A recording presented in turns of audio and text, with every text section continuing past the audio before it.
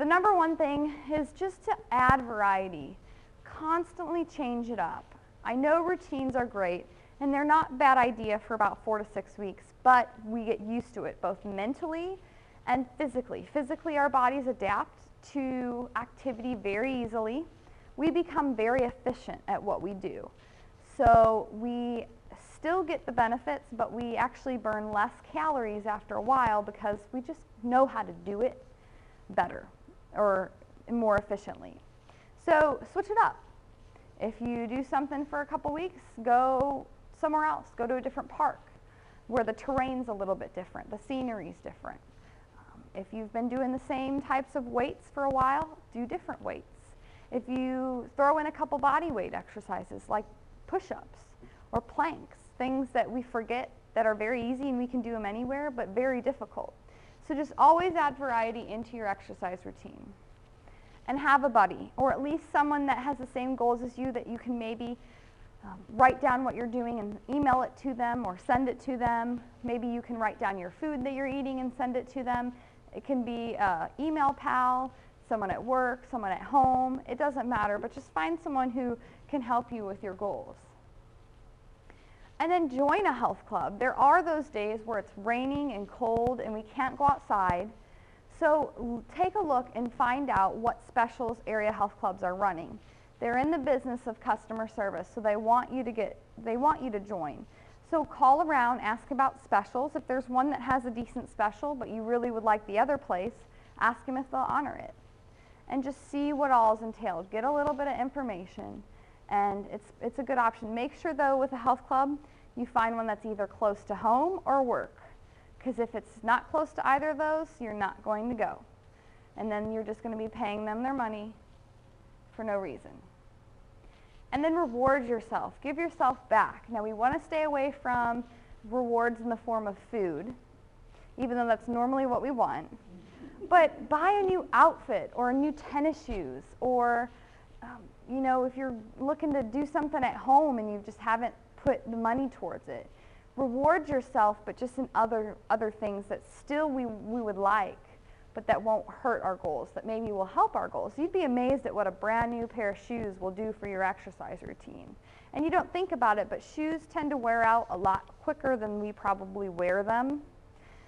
If you're using them every day and running a lot, some of those running shoes will only last about 6 months maybe, if that. So it's not very long.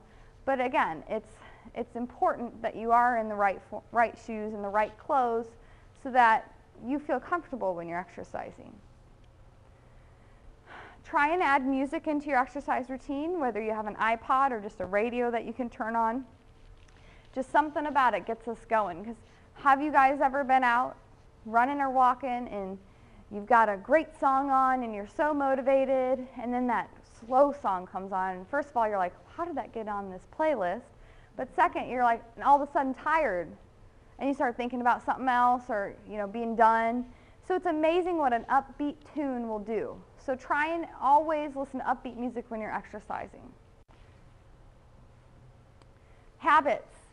We only form habits out of things we really do enjoy. It's really hard to form a habit out of something that we despise or that we just don't like. So if it's something that you're not really feeling, like a certain exercise or an activity, give it up. Switch to something else. I'd rather you be doing something you like over and over than not doing anything at all. So find something that you like. That'll more easily create a habit. And listen to your body. If you've got an injury or you're feeling sick, don't push it, because it's more about the long term than the short term. You're not going to lose 5 pounds or you're not going to gain 5 pounds because you skipped one day of a workout. It's just not possible. So sometimes it's even better to just give yourself a rest day and pick up the next day.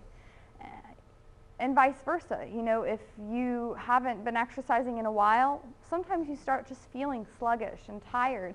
And that's your body's way of saying, I'm missing out on that calorie burn and that energy boosting endorphins that I release when I exercise.